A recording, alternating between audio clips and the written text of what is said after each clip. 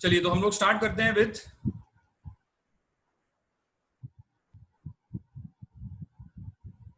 Elevation in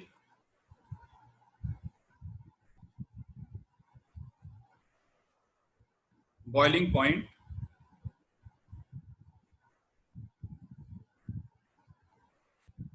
जिसे हम लोग रिप्रेजेंट करते हैं डेल्टा टीबी से, और इसी के साथ ही साथ हम लोग पढ़ लेंगे द डिप्रेशन इन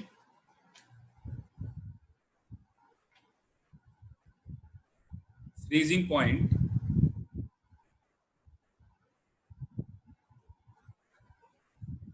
जिसे हम लोग रिप्रेजेंट करते हैं डेल्टा टीएफ से। ठीक है,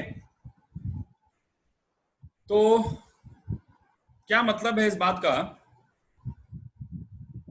इसे थोड़ा समझते हैं। देखिए, लास्ट क्लास में हम लोगों ने फेज डायग्राम के बारे में पढ़ा था, तो एक बार जरा सा मैं फिर से वाटर वाला फेज डायग्राम बना रहा हूं। तो वाई एक्सिस पे हमने प्रेशर लिया है, एक्स एक्सिस पर हमने टेम्परेचर लिया है। ये सॉलिड गैस वाली लाइन है,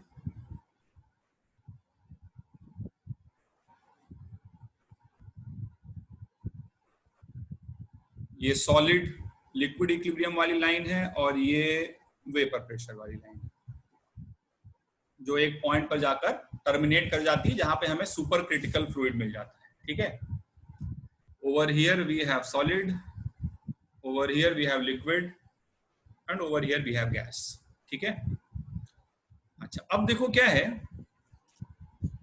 कि ये जो लाइन है, ये मैंने पिछली क्लास में समझाया था, ये बेसिकली लिक्विड के वेपर प्रेशर को रिप्रेजेंट कर रही है, क्योंकि किसी पर्टिकुलर टेम्परेचर पर प्रेशर इससे ज्यादा है तो लिक्विड है, इससे कम है तो गैस है, और इतना ही है तो लिक्विड गैस इक्विलिब्रियम है। ठीक है, तो this is basically the vapour pressure of pure solvent. ठीक है, और जब ये वेपर प्रेशर, क्योंकि आमतौर पर नॉर्मली जो एक्सटर्नल प्रेशर है वो 1 atm होता है, और बॉइलिंग पॉइंट को डिफाइन ही ऐसे किया गया है कि जब वेपर प्रेशर एक्सटर्नल प्रेशर के बराबर हो जाए। ठीक है, तो नॉर्मली जो एक्सटर्नल प्रेशर है वो 1 atm होता है, तो जैसे ही वेपर प्रेशर की वैल्यू जैसे आप क्या कर रहे हो, गर्म कर रहे हो, हीट कर रहे हो, तो वेपर प्रेशर बढ़ता जा रहा है, और जिस टेम्परेचर पर, ठीक है बेटा, जिस टेम्परेचर पर वो वेपर प्रेशर 1 atm हो गया, क्योंकि एक्सटर्नल प्रेशर हो गया बेसिकली, और एक्सटर्नल प्रेशर जनरली क्या होता है 1 atm, तो उस टेम्परेचर को हम लोग बोलते हैं द बॉइलिंग पॉइंट। तो ये हमारा हो गया TBP, that is the boiling temperature of solvent. This is the TBP of solvent. ठीक है, अच्छा अब देखो क्या है कि राउल्ट्स लॉ में हम लोगों ने ये बात सीखी है, कि सॉल्यूशन का वेपर प्रेशर सॉल्वेंट के वेपर प्रेशर से हमेशा कम होता है। आप सॉल्यूट अगर मिला देते हो तो उससे वेपर प्रेशर कम हो जाता है, जिसे हम लोग लोअरिंग इन वेपर प्रेशर बोलते हैं। ठीक है, तो अगर सॉल्वेंट के वेपर प्रेशर की लाइन ये है, किसी भी पर्टिकुलर टेम्परेचर पर अगर सॉल्वेंट का वेपर प्रेशर ये है, तो सॉल्यूशन का वेपर प्रेशर 100% इससे कुछ कम होगा। तो ये जो नीली वाली लाइन है, ये रिप्रेजेंट कर रहा है क्या, this is the vapour pressure of the solution at any given temperature. The vapour pressure VP of solution will be less than the vapor pressure of the pure solvent। और आप जितना ज्यादा सोल्यूट मिलाओगे, ये solution वाला graph उतना नीचे आ जाएगा। जैसे ये सपोज करो किसी सोल्यूशन S1 के लिए है जिसमें तुमने आधा मोल सोल्यूट मिलाया, एक दूसरा सोल्यूशन जिसमें तुमने लेटर से 1 मोल सोल्यूट मिला दिया या और ज्यादा में जितना भी मिलाया, उसका ग्राफ और नीचे आ जाएगा क्योंकि लोअरिंग इन वेपर प्रेशर एक कॉलिगेटिव प्रॉपर्टी है, और जितना ज्यादा सॉल्यूट मिलाओगे उतना कम वेपर प्रेशर होता जाएगा। ये बात हम लोग अच्छी तरह समझ चुके हैं। तो अब तुम्हें ये बात समझनी है यहाँ पे, ये जैसे किसी और दूसरे सोल्यूशन का है ना, this was for solution 1, this is for solution 2 which contains more amount of solute. तो अब तुम्हें ये बात समझनी है कि अगर सोल्यूशन का वेपर प्रेशर सॉल्वेंट के नीचे आ गया तो ऐसी परिस्थिति में क्या होगा कि ये जो 1 atm एक्सटर्नल प्रेशर अगर 1 atm है, तो अगर सोल्यूशन का वेपर प्रेशर नीचे आ गया तो ऐसी परिस्थिति में क्या होगा कि इस 1 atm वाली लाइन को 1 atm वाली लाइन को ये कुछ आगे जाकर कट करेगा, और आगे जाकर कट करेगा तो बॉइलिंग पॉइंट ऑफ सॉल्यूशन ये सॉल्वेंट के बॉइलिंग पॉइंट से हमेशा ज्यादा होगा। इसी को हम लोग बोलते हैं elevation in boiling point. Elevation मतलब बढ़ जाना, ठीक है। This property is known as elevation in boiling point, ठीक है। तो द टीबीपी नोट करें सभी लोग, the TBP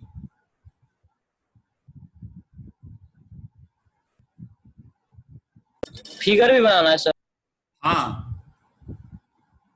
the TBP of solution is always greater than the TBP of solvent, ठीक है। सॉल्यूशन का बॉइलिंग पॉइंट प्योर सॉल्वेंट के बॉइलिंग पॉइंट से ज्यादा होता है, इसी को हम लोग नाम देते हैं the elevation in boiling point. और जितने से ज्यादा हो जाता है, ठीक है, जितने से बढ़ गया, ये जो टेम्परेचर का गैप है, जो डिफरेंस है, इस डिफरेंस को हम लोग बोलते हैं delta TB. Mathematically elevation in boiling point is represented by delta TB. Elevation in boiling point is represented by delta TB. Elevation in boiling point is represented by delta TB, ठीक है। And delta TB is a colligative property। क्यों मैं बोल रहा हूं भाई, देखो आप जितना ज्यादा सोल्यूट मिलाओगे ये नीला वाला लाइन उतना ज्यादा नीचे आ जाए। कॉलिगेटिव प्रॉपर्टी क्या होता था, directly proportional two moles of solute. तो आप जितना ज्यादा सोल्यूट मिलाओगे नीला वाला लाइन उतना ज्यादा नीचे आ जाएगा, और जितना ये नीचे आता जाएगा ये 1 atm वाली लाइन को उतना आगे जाकर कट करेगा, और जितना आगे जाके कट करेगा डेल्टा टीबी उतना ज्यादा आता जाएगा, ठीक है। तो इसको हम लोग डेल्टा टीबी बोलते हैं, एलिवेशन इन बॉइलिंग पॉइंट। सब लोग इसे नोट करें, बॉइलिंग पॉइंट ऑफ सॉल्यूशन हमेशा सॉल्वेंट के बॉइलिंग पॉइंट से ज्यादा होता है। अच्छा, one more very very important point, delta TB is temperature difference. Delta TB है क्या?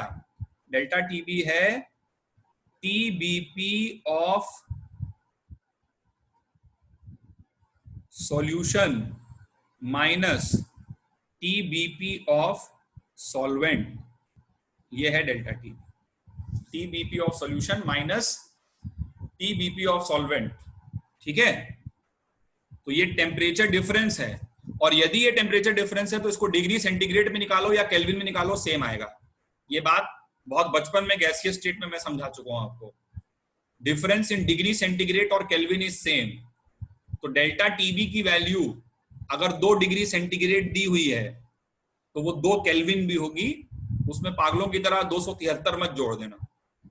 2 डिग्री सेंटीग्रेड अगर डेल्टा टीबी दिया हुआ है तो केल्विन में भी 2 ही होगा।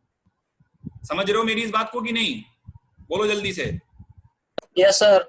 डेल्टा टीबी टेम्परेचर डिफरेंस है, उतना अंतर जो है, ये जो टेम्परेचर का अंतर है यही है एलिवेशन इन बॉइलिंग पॉइंट। कितने से बढ़ा बॉइलिंग पॉइंट, और जितना ज्यादा सॉल्यूट मिलाओगे उतना ज्यादा बढ़ जाएगा, इसीलिए कॉलिगेटिव प्रॉपर्टी है।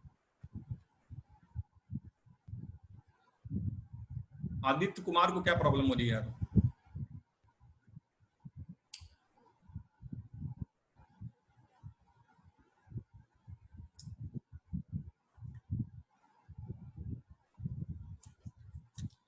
मैं एक बार मीटिंग आईडी और पासवर्ड भी मैसेज कर दे रहा हूं इन केस अगर नीडेड है तो।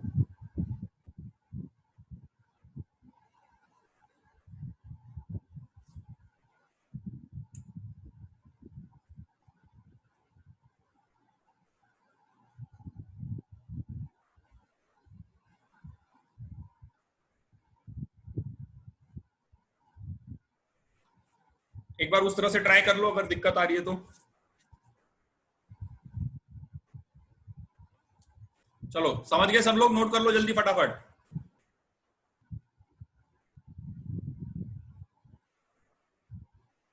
Delta TB is TBP of solution minus TBP of solvent. Note हो गया सबका? एक मिनट। हाँ जल्दी से लिखो, जल्दी से लिखो भाई।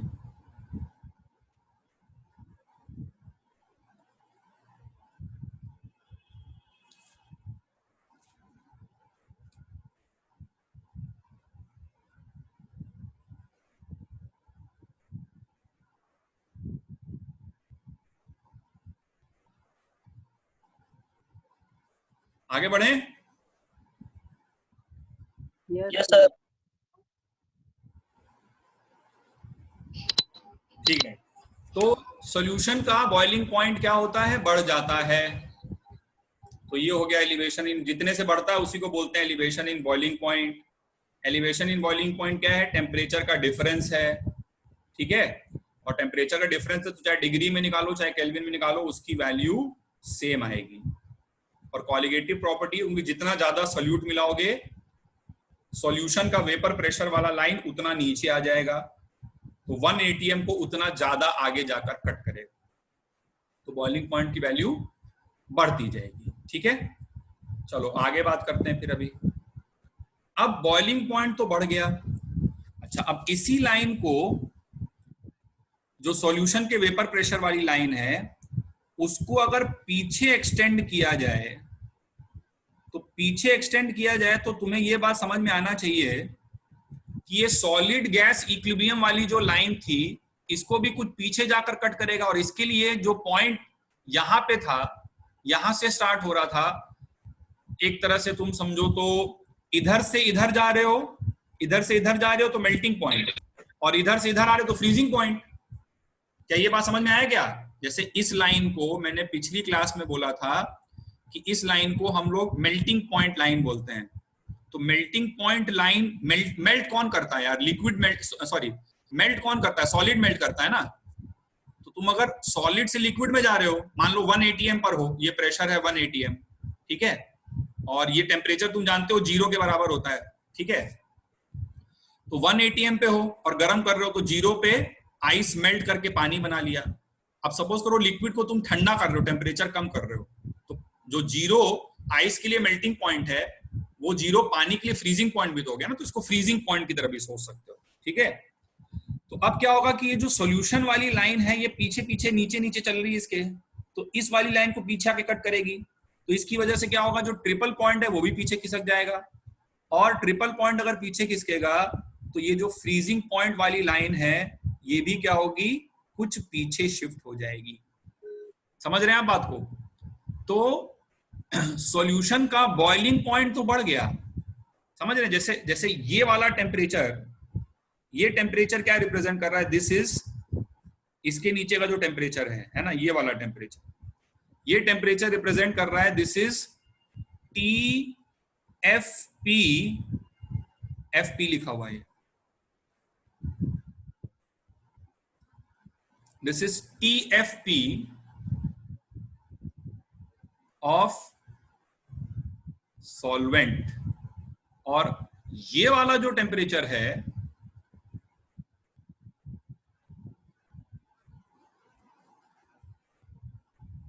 ये वाला जो टेम्परेचर है, ये टेम्परेचर क्या रिप्रेजेंट कर रहा है? This is TFP of solution, ठीक है। इतना नोट करो जल्दी से फटाफट।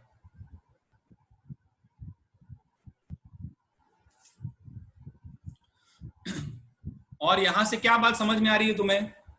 यहां से बात ये समझ में आ रही है कि बॉइलिंग पॉइंट तो बढ़ा, लेकिन फ्रीजिंग पॉइंट जो है वो क्या हो गया, कम हो गया। TFP of solution is less than the TFP of pure solvent। Solution का बॉइलिंग पॉइंट ज्यादा है लेकिन फ्रीजिंग पॉइंट कम है, ठीक है। और इसी को हम लोग बोलते हैं डिप्रेशन। डिप्रेशन मतलब घटना, depression in freezing point. And mathematically delta TF is given by TFP of solution minus TFP of solvent। ये नेगेटिव होगा तो मॉड, मतलब हम खाली मैग्नीट्यूड लेते हैं डेल्टा बताते समय, है ना, कि कितने से चेंज हुआ। तो जैसे तुम सोच रहे हो सर ये तो नेगेटिव आ जाएगा, है ना, क्योंकि सॉल्यूशन का फ्रीजिंग पॉइंट कम है, सॉल्वेंट का फ्रीजिंग पॉइंट ज्यादा है। तो पिछली बार तो आपने किया था तो वो तो पॉजिटिव आया था क्योंकि बॉइलिंग पॉइंट तो बढ़ रहा था ना, लेकिन आप फ्रीजिंग पॉइंट के लिए वही लॉजिक लगाएंगे तो नेगेटिव आ जाएगा। तो बिल्कुल सही सोच रहे हो तुम, नेगेटिव ही आएगा ये, तो इसमें मॉड लगा दो। और क्या मॉड वैल्यू तुम्हें लेनी है डिफरेंस की, ठीक है।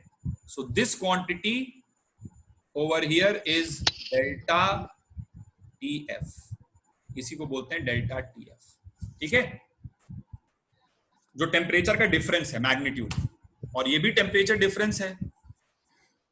तो दिस इज ऑल्सो मतलब डिग्री में लो चाहे केल्विन में लो सेम ही रहेगा। और ये भी एक क्वालिटेटिव प्रॉपर्टी है, क्योंकि जितना ज्यादा सॉल्यूट आप मिलाओगे ये लाइन उतना नीचे आ जाएगा, और जितना नीचे आएगा तो पीछे से शुरू होगा ये, तो पीछे से अगर शुरू होगा तो डेल्टा TF का वैल्यू क्या होगा, बढ़ता जाएगा। समझ में आया भाई सभी को? Yes sir. Yes sir. और ये ध्यान रखना कि ये डेल्टा TB और डेल्टा TF ये टेम्परेचर के डिफरेंस हैं बेटा, ठीक है, समझ रहे हो ना बात को, दे आर टेम्परेचर डिफरेंस। तो डिग्री या केल्विन में सेम रहते हैं। चलो नोट करो जल्दी से।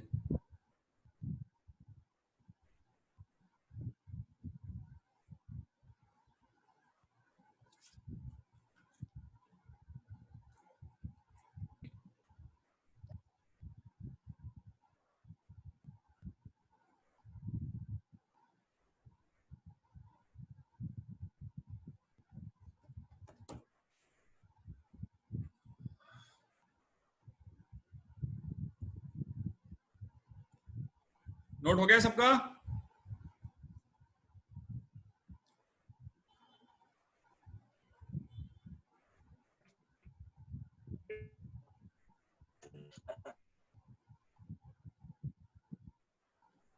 सबने नोट कर लिया है? Yes sir. बोलो भाई फटाफट बताओ जल्दी से, आगे बढ़े। Yes sir. चलो एक क्वेश्चन करो।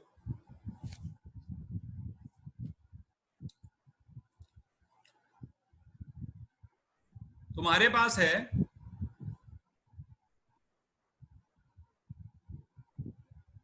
एक 0.1 मोलर यूरिया,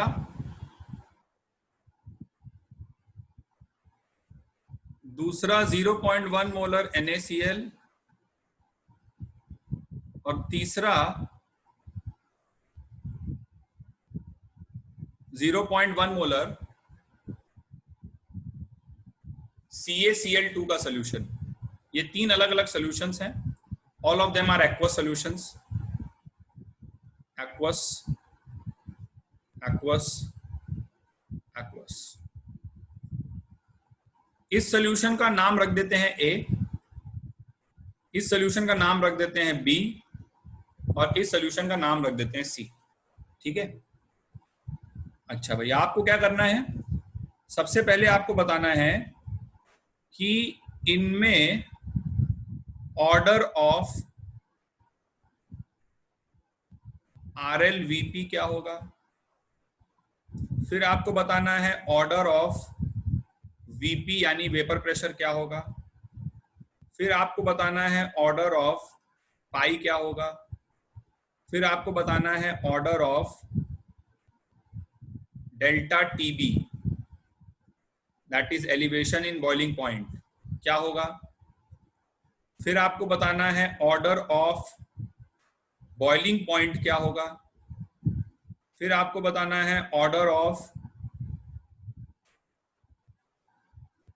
डेल्टा टीएफ क्या होगा, और फाइनली लास्ट में आपको बताना है order of TF P, that is freezing point का ऑर्डर क्या होगा। ठीक है, तो सभी क्वालिटेटिव प्रॉपर्टीज इस एक ही क्वेश्चन में कवर हो रही हैं। ऑर्डर मतलब समझ गए आप, कौन बड़ा कौन छोटा ये बताना है। तो करिए, अटेम्प्ट करिए, 2 मिनट में डिस्कस करते हैं इसे। क्वेश्चन नोट कर लीजिए।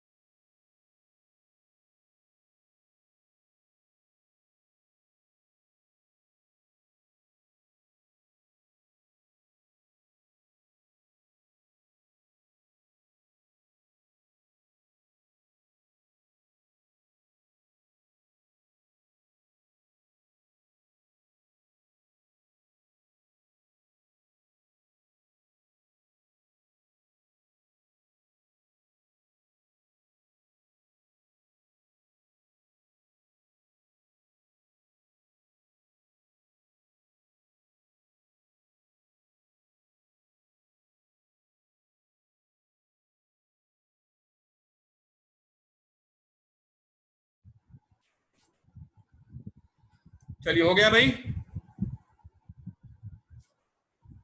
तो डिस्कस करते हैं क्वेश्चन। तो एक हमें बोला गया है 0.1 मोलर यूरिया,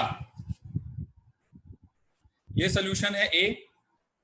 दूसरा बोला गया 0.1 molar NaCl, this is B. और तीसरा बोला गया 0.1 molar CaCl2 and this is C. तो अब तीनों देखने में तो सेम कंसेंट्रेशन के लग रहे हैं, लेकिन ये सिर्फ देखने में, क्योंकि अगर डिसोसिएशन को कंसीडर करेंगे, जो कि ऑब्वियसली हमें करना ही पड़ेगा, तो इनकी कंसेंट्रेशंस अलग अलग हैं। भाई ये यूरिया है, urea is a non electrolyte, ठीक है, लेकिन ये NaCl है, और NaCl अगर टूटेगा तो इसका I जो है वो 100% सॉल्ट का हम लोग मानते हैं अल्फा, तो इसका I 2 आएगा। तो एक्चुअल में ये सोल्यूशन 0.2 मोलर है।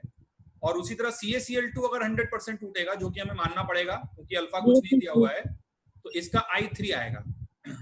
तो ये 0.3 मोलर है। तो तीनों सॉल्यूशंस देखने में सेम कंसंट्रेशन के लग रहे हैं, लेकिन है नहीं। ये है 0.1 मोलर, ये है 0.2 और ये है 0.3। तो ये सॉल्यूशन सबसे ज्यादा कंसंट्रेटेड है। तो हमें बताना है order of RLVP। Order of RLVP, RLVP का मतलब हो गया डेल्टा P बाय P0, जो कि एक कॉलिगेटिव प्रॉपर्टी होती है, और colligative property directly proportional two moles of solute होती है। तो हमारा आंसर आ जाएगा C greater than B greater than A, ये आंसर हो जाएगा। ठीक है, C greater than B greater than A। चलो सेकंड वाले का आंसर बताओ क्या आएगा। वेपर प्रेशर का ऑर्डर क्या होगा, बोलो भाई, सब लोग सोचो जरा, क्या आंसर आएगा। Greater than B greater than C। Vapour pressure का ऑर्डर अगर पूछेंगे तो वेपर प्रेशर का ऑर्डर अगर हम सोचेंगे तो वेपर प्रेशर का ऑर्डर जस्ट रिवर्स हो जाएगा, क्योंकि C में RLVP सबसे ज्यादा है, मतलब वहां पर लोवरिंग सबसे ज्यादा होगी। तो लोवरिंग अगर सबसे ज्यादा होगी, कमी सबसे ज्यादा आएगी, तो फाइनल वेपर प्रेशर की वैल्यू तो कम होगी ना। तो वेपर प्रेशर का ऑर्डर होगा A more than B more than C। ये इंपॉर्टेंट पॉइंट है, आई होप सबको समझ में आया होगा। Order of pi, pi is again a colligative property. तो कॉलिगेटिव प्रॉपर्टी है, तो आंसर हो जाएगा C more than B more than A। Order of delta TB, delta TB is again a colligative property, answer हो जाएगा C more than B more than A। Order of boiling point, अब boiling point कम नहीं होता है, boiling point बढ़ता है, elevation होता है। तो C में एलिवेशन इन बॉइलिंग पॉइंट सबसे ज्यादा होगा, तो सबसे ज्यादा एलिवेशन होगा तो फाइनल वैल्यू भी तो C की सबसे ज्यादा आएगी ना। तो इसका आंसर रहेगा C more than B more than A। order of delta TF. Delta TF is again a colligative property. C more than B more than A. Order of TF मतलब freezing point. अब freezing point में depression आता है, मतलब कमी आती है, जैसे वेपर प्रेशर के साथ हुआ था। समझ रहे हैं बात को? तो फ्रीजिंग पॉइंट में कमी आती है तो सी में कमी सबसे ज्यादा आएगी। तो कमी अगर सबसे ज्यादा आएगी तो फाइनल वैल्यू तो इसके लिए सबसे कम होगी ना। तो सबसे बड़ी वैल्यू किसकी होगी फ्रीजिंग पॉइंट की? ए की, फिर बी की और फिर सी की। Is it clear? ये क्वेश्चन सभी को समझ में आया? This is important. Yes, sir. Yes, sir. ठीक है, नोट करिए जल्दी से, आगे बढ़ते हैं।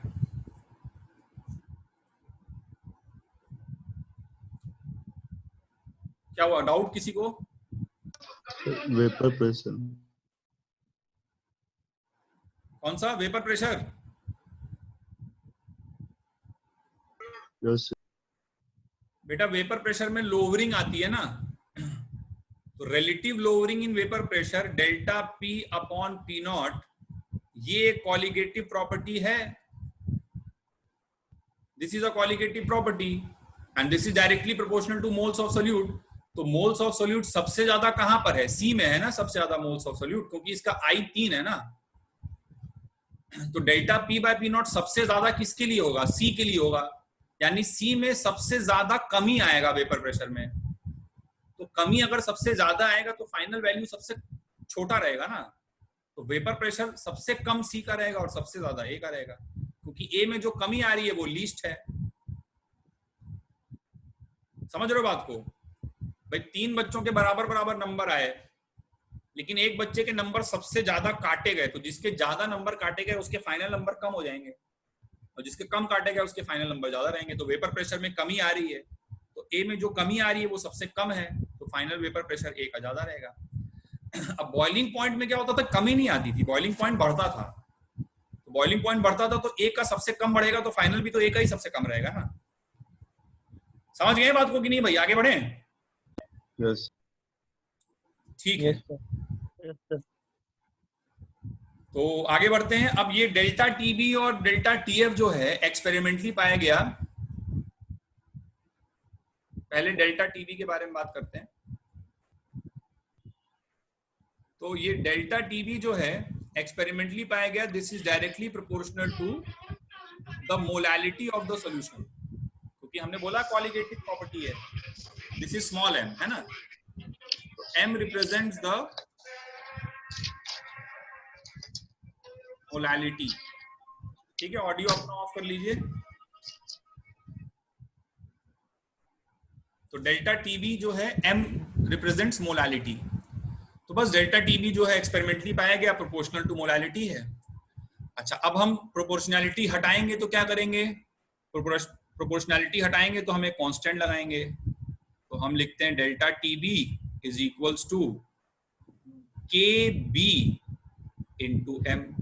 ये छोटा सा फॉर्मूला है, इसको रट्टा मार लेना है बिल्कुल। Delta TB is equals to K B into M. K B क्या होता है? के बी होता है, के बी का नाम होता है, नोट करते चलो सब लोग, इसको हम लोग बोलते हैं the molal boiling point. The molal boiling point elevation constant. Kb को बोलते हैं molal boiling point elevation constant. ठीक है, ये केबी का नाम होता है, molal boiling point elevation constant, या फिर इसको हम लोग यूब्लियो स्कोपिक कांस्टेंट भी बोलते हैं। यूब्लियोस्कोपिक कांस्टेंट, छोटा सा फॉर्मूला है, delta TB is equals to KB into M. ठीक है, यूब्लियोस्कोपिक कांस्टेंट बोलते हैं। अच्छा, molal boiling point elevation constant नाम कहां से आया ये भी थोड़ा समझ लो भाई। मोलल मतलब मोलैलिटी 1, मोलल मतलब मोलैलिटी, जैसे मोलर मतलब मोलैलिटी 1 है ना, तो मोलल मतलब मोलैलिटी 1। तो मोलैलिटी जब 1 है, मोलैलिटी जब 1 है तो डेल्टा टीबी केबी के बराबर है। डेल्टा टीबी क्या है? एलिवेशन इन बॉइलिंग पॉइंट, इसीलिए इसे बोलते हैं मोलल मतलब molality 1, boiling point elevation constant, also called as the ebullioscopic constant. ठीक है। अच्छा, केबी जो है depends upon the properties of solvent. प्रत्येक सॉल्वेंट का अपना खुद का एक केबी का वैल्यू होता है। सॉल्यूट कौन सा मिलाया गया इससे मतलब नहीं है, क्योंकि तुम कॉलिगेटिव प्रॉपर्टी पढ़ रहे हो। ठीक है।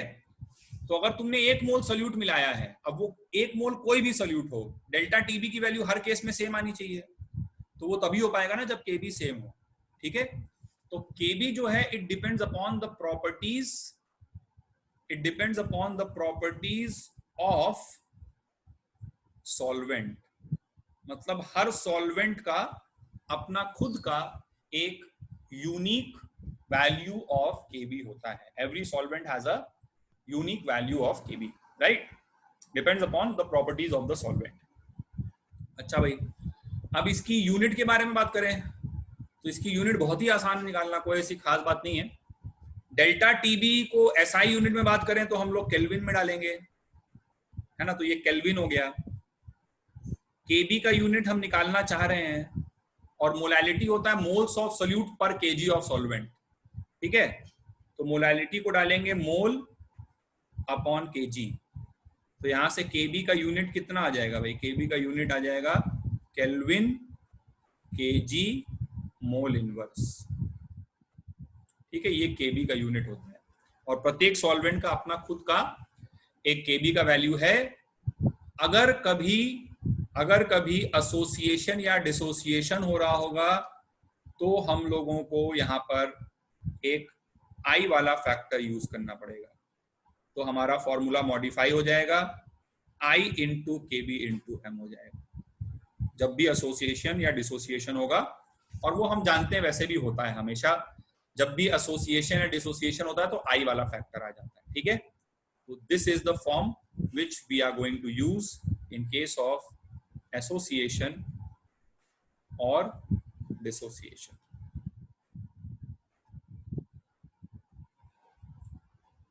Right? So please note it down.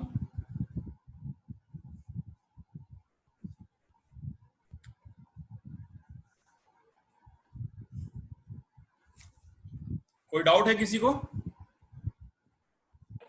No, sir. Note कर लीजिए।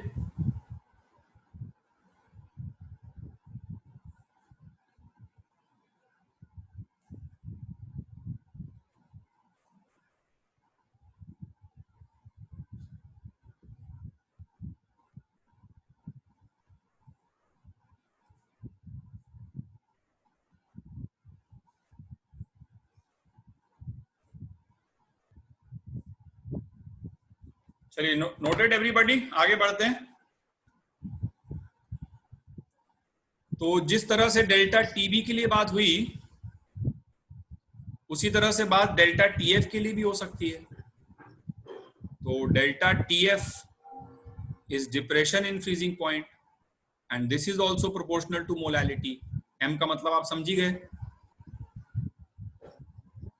फटाफट नोट करिए, बहुत आसान है, सब सेम ही है। प्रोपोर्शनैलिटी हटाएंगे तो कांस्टेंट लगाएंगे, तो के एफ इंटू एम बोलते हैं इसे। के एफ कैपिटल के है ना, के एफ इंटू एम ये फॉर्मूला है। के एफ को क्या बोलते हैं? के एफ को बोलते हैं molal freezing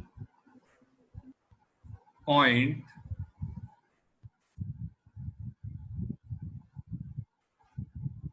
depression constant. Molal freezing point depression constant, also called as the cryoscopic constant. Cryoscopic constant भी इसे बोलते हैं और इसकी भी यूनिट वही सेम ही रहेगी, एक ही जैसा फॉर्मूला है, कोई डिफरेंस तो है नहीं। तो केएफ की भी यूनिट वही रहेगी क्या? Kelvin KG mole inverse. ये इसकी यूनिट होगी kelvin KG mole inverse. And again like always, अगर एसोसिएशन या डिसोसिएशन हो रहा है तो फॉर्मूला मॉडिफाई हो जाएगा और I इंटू के एफ इंटू एम बन जाएगा। So this is about freezing point depression. और हर सॉल्वेंट का अपना खुद का के एफ होता है। यूनिक फॉर सॉल्वेंट, सोल्यूट से कोई मतलब नहीं है, लेकिन अलग अलग सॉल्वेंट का के एफ अलग अलग होता है जो क्वेश्चन में दिया रहता है। ठीक है, ये कब रिलेशन यूज कर लेना होता है? जब एसोसिएशन या डिसोसिएशन हो रहा हो। Please note it down. कुछ क्वेश्चंस करते हैं हम लोग।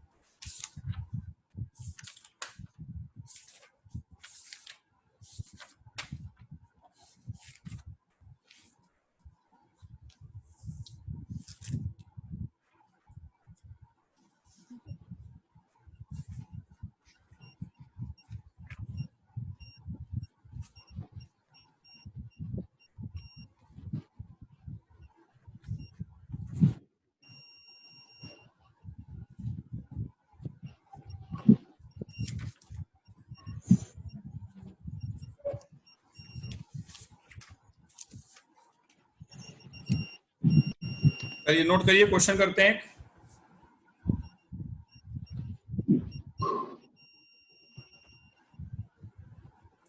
तो पिछले 4-5 सालों का जेई का ट्रेंड है कि कॉम्प्लेक्स कंपाउंड्स के साथ, कॉम्प्लेक्स कंपाउंड मतलब मैंने बताया था ना आपको, जो स्क्वायर ब्रैकेट में लिखे जाते हैं, तो स्क्वायर ब्रैकेट के अंदर जो चीज रहती है वो आयनाइजेबल नहीं होती है ना। थोड़ा सा जब आप कोऑर्डिनेशन इन ऑर्गेनिक में पढ़ लोगे तो ये कॉन्सेप्ट आपको और भी ज्यादा क्लियर हो जाएगा। तो पिछले 4-5 सालों का जेई का ट्रेंड है कि कोऑर्डिनेशन कंपाउंड्स के साथ एलिवेशन इन बॉइलिंग पॉइंट और डिप्रेशन इन फ्रीजिंग पॉइंट्स के क्वेश्चन काफी पूछे जाते हैं। तो वैसे 1-2 क्वेश्चन मैं आपको कराने जा रहा हूँ, ठीक है, मतलब मिक्स करके इन दोनों कॉन्सेप्ट्स को। तो आइए पहला क्वेश्चन हम लोग लिखते हैं। First question,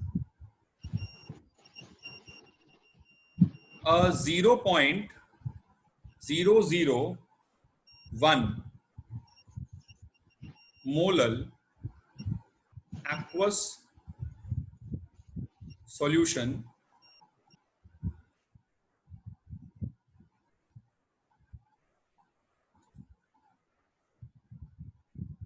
of a complex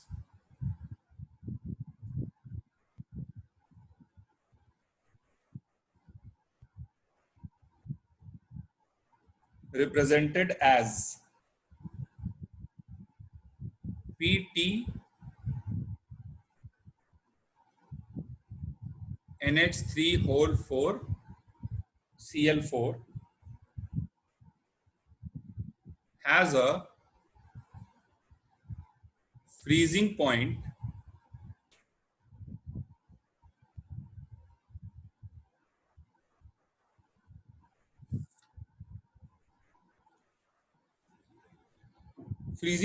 depression of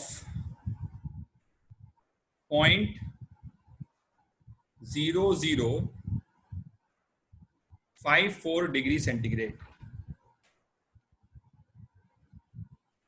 अच्छा, फिर बोला गया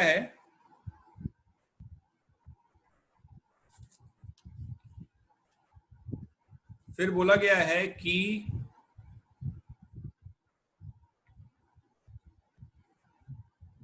Kf for H2O is equals to 1.8 Kelvin kg mole inverse. ठीक है, Kf for H2O is equals to 1.8 Kelvin kg mole inverse.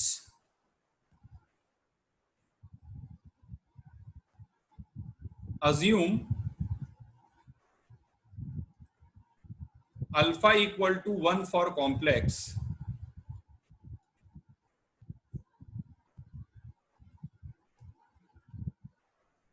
right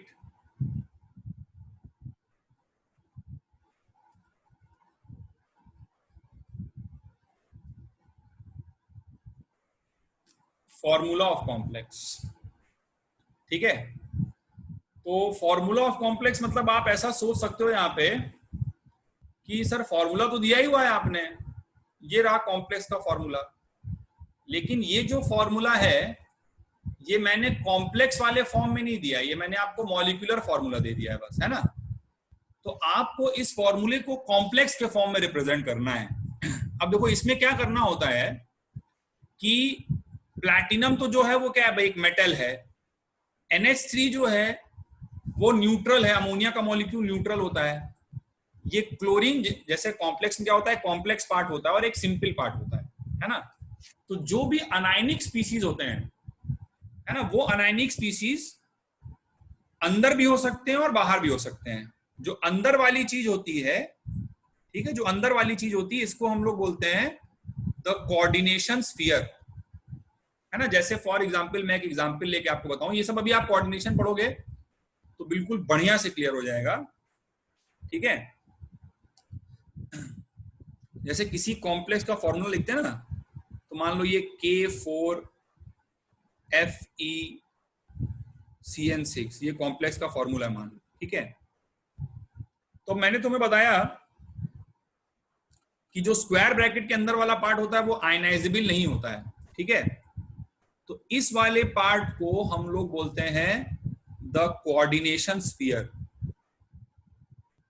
ठीक है, ये आयनाइज नहीं होता है, नॉन आयनाइजेबल होता है। और इस वाले पार्ट को हम लोग बोलते हैं द आयनाइजेशन स्फीयर, मतलब ये आयनाइज हो सकता है। तो this is ionization sphere and this is coordination sphere. ठीक है ना। तो हमको इस कॉम्प्लेक्स का फॉर्मूला जो है वो उसी फॉर्म में लिखना है। मतलब तुम्हें बेसिकली यहां ये पता लगाना है कि कितने क्लोरीन, ये जो अमोनिया है वो तो स्क्वायर ब्रैकेट के अंदर ही होगा, अमोनिया न्यूट्रल होता है, इनको लीगेंड्स भी बोलते हैं, आगे पढ़ोगे आप। तो अनायन जो होता है उसी के बारे में सोचना होता है। अनायन अंदर भी हो सकता है, मतलब अंदर मतलब कोऑर्डिनेशन स्फीयर में भी हो सकता है और आयनाइजेशन स्फीयर में भी हो सकता है। तो कितना क्लोरीन अंदर होगा, कितना क्लोरीन बाहर होगा, ये सब आपको सोचना है अनायन के बारे में। जो अमोनिया है वो तो किसी भी हाल में अंदर ही रहेगा, वो बाहर नहीं आ सकता क्योंकि वो न्यूट्रल है। ठीक है, ये सब बात अभी जब कोऑर्डिनेशन पढ़ लोगे तो और क्लियर हो जाएगी। तो करो क्वेश्चन, फिलहाल तो तुम एक काम करो, आई निकालो इसका, चलो इसका आई निकालो जल्दी से। 3 आंसर बिल्कुल सही है। सब बच्चे कैलकुलेट करें फटाफट, इसको नोट कर लो एक बार।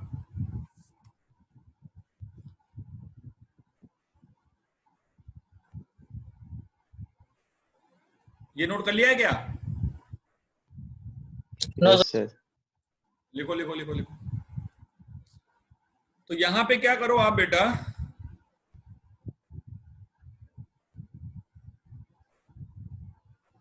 Delta TF is equals to I into KF into M, ये यूज करो। ठीक है, अच्छा फिर उसके बाद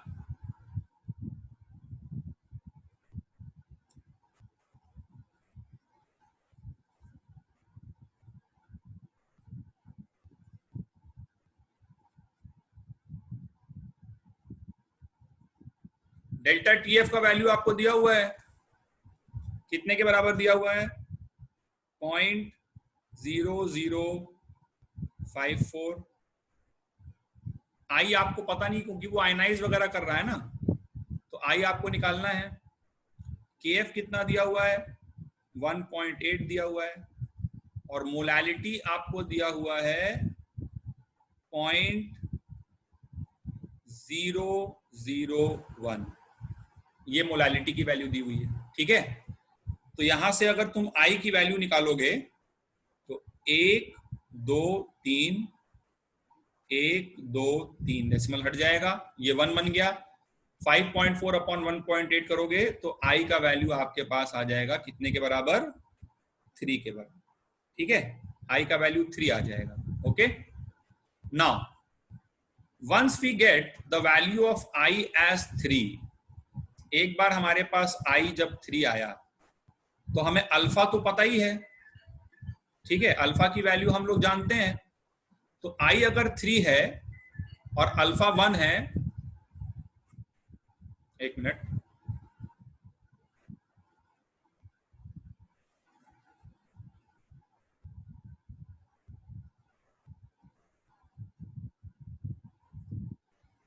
तो आई अगर 3 है और अल्फा अगर 1 है, तो हमको मालूम है जब अल्फा 1 होता है तो आई इक्वल्स टू एन होता है, ये मैं पहले बता चुका हूं।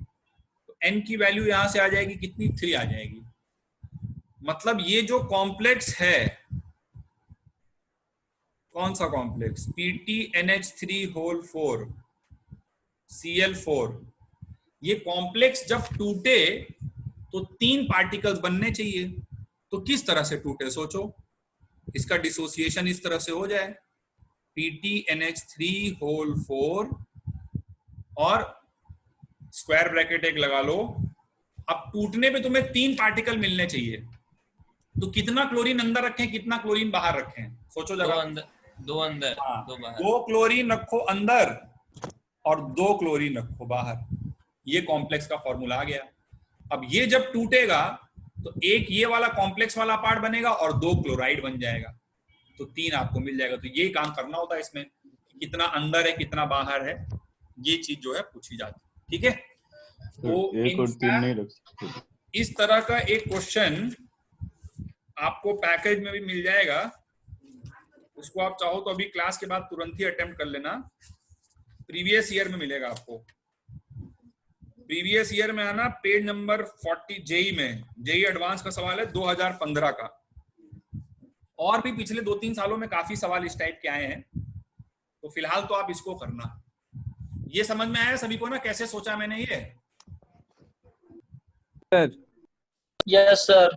हाँ, तो ये इंपॉर्टेंट चीज है बेटा, ठीक है। और ध्यान रखना कि ये सब जो न्यूट्रल वाले होते हैं ना, जैसे तुमको जब के सर पढ़ाएंगे तो बताएंगे न्यूट्रल लीगेंड्स होते हैं, न्यूट्रल वाले के साथ लफड़ा नहीं होता, अनायन के साथ होता है कि अनायन जो है वो अंदर भी हो सकता है बाहर भी हो सकता है।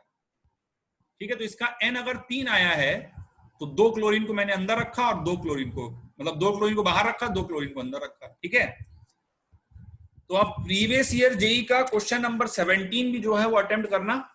और आज इतना ही करते हैं, नेक्स्ट टर्न पे इस पे हम लोग और क्वेश्चन करेंगे। ठीक है, कल मतलब नेक्स्ट क्लास जब भी होगी उसमें हम लोग इस पे और क्वेश्चन करेंगे और फिर हेनरीज लॉ पढ़ेंगे। दो चीज और, मतलब इस पे क्वेश्चन लगाने हैं और हम लोग को Henry's law last part of the chapter जो है वो पढ़ना है। एक छोटी सी चीज और है, इनमिसिबल लिक्विड्स। अब वो इनमिसिबल लिक्विड्स ऐसा जेई के सिलेबस में नहीं है, बट पैकेज में 1-2 क्वेश्चन उसके बारे में दिए हुए हैं, तो उसको भी थोड़ा सा हम लोग पढ़ लेंगे, but that is not very important. Important ये है जो अभी चल रहा है, फिर इसके बाद हेनरीज लॉ और इनमिसिबल लिक्विड्स के बारे में हम लोग ब्रीफली डिस्कस कर लेंगे। वैसे पैकेज में उसकी थ्योरी भी डिटेल में दी हुई है। ठीक है, तो फिलहाल के लिए तो आप अभी यही क्वेश्चंस करो, है ना। एक तो मैंने बता दिया, पेज नंबर मैं लिख देता हूँ क्या क्या करना है आपको। अब तो पूरी शीट सबके पास आ गई है। एक तो जो रिडॉक्स वाला मैं भेजता रहता हूँ वो तो करना ही है। अब आपको करना है, अच्छा जो आपके पास पैकेज आया है उसमें पेज नंबर लिखा हुआ है? No Yes, sir. सर, 1 2 दिया हुआ, 1 2 3 करके दिया हुआ, पीडीएफ का पेज दिया हुआ। अच्छा कोई बात नहीं, तो पेज नंबर तो इसमें दूसरा वाला है ना। अच्छा मैं उसी को खोल लेता हूँ ना, क्या दिक्कत है, जो तुम्हारे पास है उसी को खोल लेते हैं।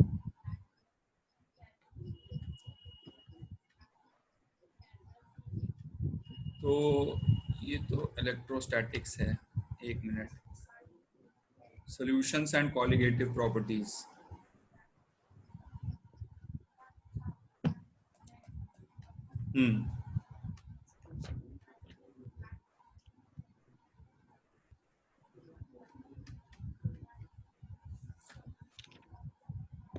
होमवर्क, रिकॉर्डिंग पॉज कर देते हैं।